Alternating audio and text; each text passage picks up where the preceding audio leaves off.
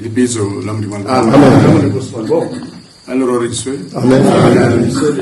For instance, dispelling superstitions, like, for instance, there are people who believe that raping children, a kid, toddler, or it'll bring them luck, or it'll cure HIV. There are so many superstitions out there.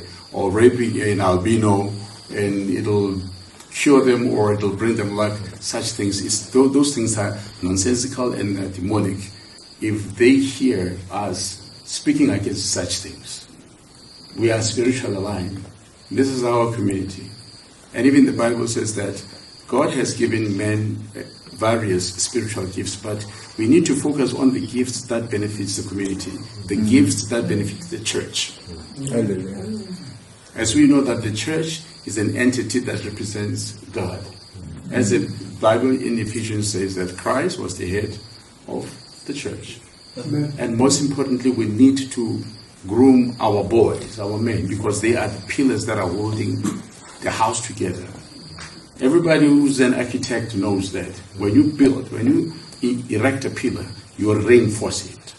Now these men, they need to be reinforced with a balanced diet of spiritual diet.